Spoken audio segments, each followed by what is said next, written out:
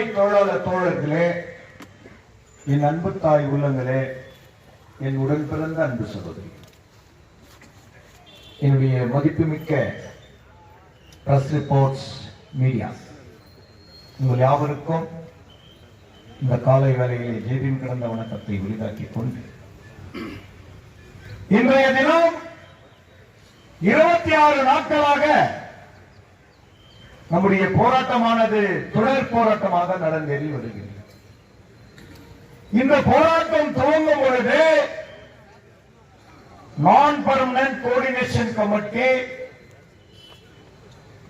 ஒன்றிணைந்து எடுக்கக்கூடிய போராட்டம். இந்த போராட்டத்தினுடைய துவக்கம் எங்களை நிரந்தரப்படுத்த வேண்டும், எங்களுக்கு சம்பள உயர்வு வேண்டும், எங்களுக்கு சர்வீஸ் கிராச்சுவிட்டி வேண்டும், எங்களுடைய நான் எம்ஓஸ் தொழிலாளர்களை எம்ஓஸ் ஆக்க வேண்டும், எங்களுக்கும் இந்த பெம்மல்ல ஒரு முழுமையான தகுதி வேண்டும். எங்களுடைய importance 5 points, charter of demands 57 points கேட்டிருக்கோம். அது நெகோசியேஷன்.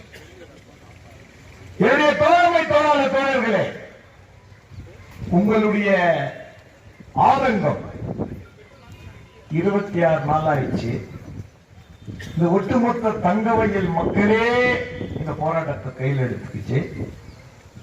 அதற்கு மேலாக சாலிடார் கமிட்டி, அனைத்து அரசியல் தலைவர்கள், அனைத்து சட்ட வல்லுநர்கள், அட்வொகேட் பார் கவுன்சில், வியாபாரிகள், கிறிஸ்துவ மக்கள், முஸ்லிம் மக்கள், ஆட்டோ ஓட்டுநர், கன்னடர் சங்கம், தாய்மார்களின் ஆதரவு, பொதுமக்களின் ஆதரவு, வியாபாரிகளின் ஆதரவு, அதற்கு மேலாக ஓம் சக்தி தெய்வங்கள் பங்கேற்று பலவிதமான தலைவர்கள் நம் மத்தியிலே நமக்கு பேர் ஆதரவான வார்த்தைகளை சொல்லி இந்த போராட்டங்கள் இருக்குதுன்னு சொன்னாலே காரணம் என் அண்ணன் ஜோதிபாஸ்.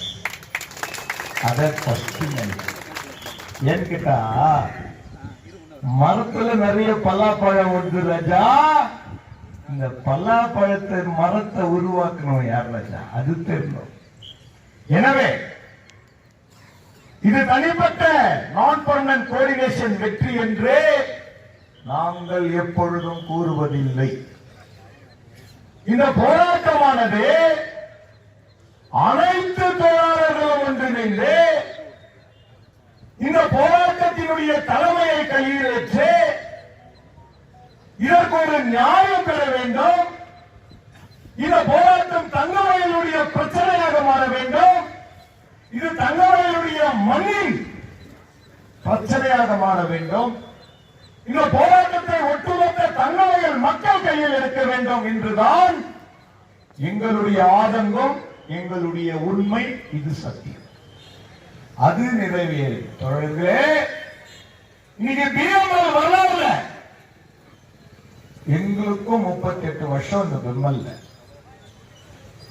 மிகப்பெரிய எங்களுடைய ஆசான் தொழிற்சங்க தலைவர் டாக்டர் சவிதாஸ் 89ல எங்களுடைய union registration, Pammal contract workers union. அன்றையிலிருந்து இந்த பெம்மல்ல நடக்கக்கூடிய சங்கத்தின் போராட்டமாவது, ஆலோசனை கூட்டமாவது, தொழிலாளர்களை எப்படி காக்க வேண்டும், நேர தலைவர் ஆயில தலைவரே, தயவு செய்து என் தோழனுங்க, உங்களுக்கு தெரியும் 2 முறை இசி மெம்பர்,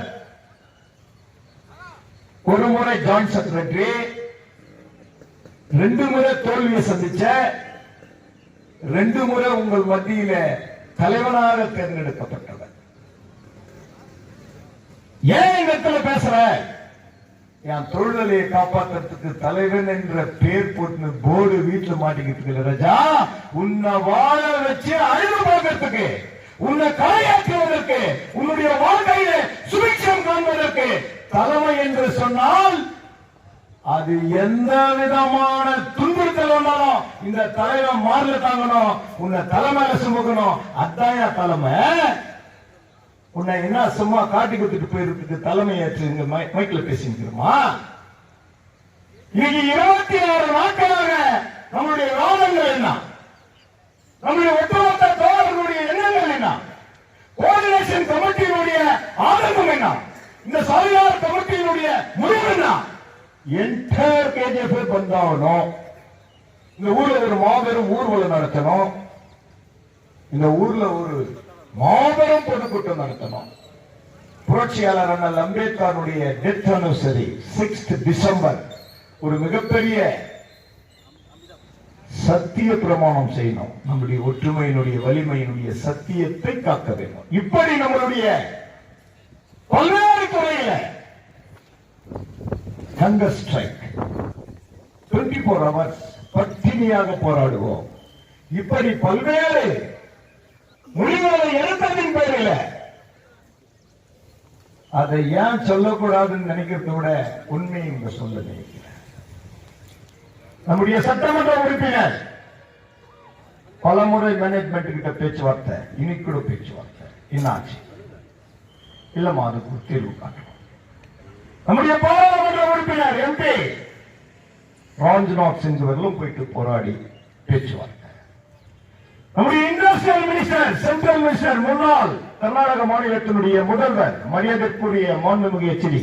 குமாரசாமி ஐயா அவரும் இந்த போராட்ட பந்தலுக்கு வந்தாரு. இதெல்லாம் நம்மளுடைய வெற்றியின் பாதை, நம்மளுடைய ஒற்றுமையில் கிடைத்த வெற்றி.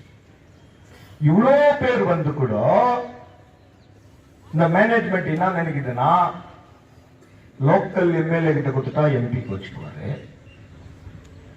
எம்பி கிட்ட கொடுத்துட்டா எம்எல்ஏ கோச்சுக்குவாங்க. இதுக்கு என்ன வழி? மேனேஜ்மெண்ட் யோசித்து யோசித்து யோசித்து டிசைட் பண்ண முடியல.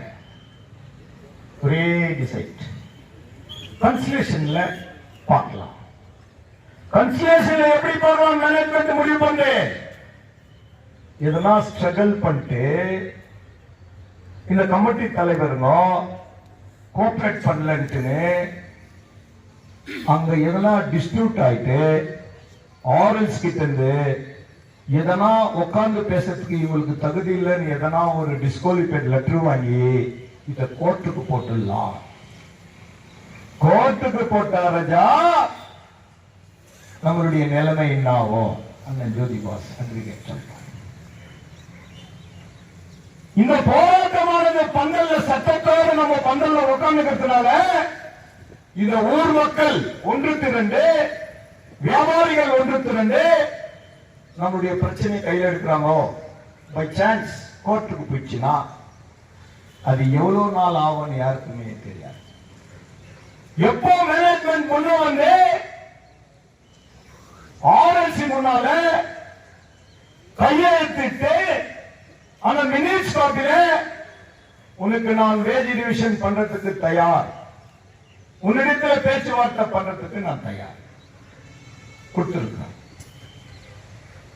அதை பற்றி நிறைவா நீங்கெல்லாம் சாப்பிட்ட பிற்பாடு அதனுடைய விஷயம் என்ன முடிவு சொல்லுங்க. இப்போ நம்முடைய மதிப்புமிக்க தலைவர் மரியாதைக்குரிய அண்ணன் Jyothi Bose senior advocate KGF bar council CPI Kolar district secretary இந்த ஒரு முறை தான் கேட்கல, நெக்ஸ்ட் தானா மனசுல பதிவு. எனவே என்னுடைய மதிப்புமிக்க அண்ணன் ஜோதி பாஸ் அவர்கள் நம்ம மத்தியில பேசணும்னு உங்கள் அனைவருடைய சார்பாக கேட்டுக்கொள்கின்ற தொடர்புகளை கரகோஷத்துடன்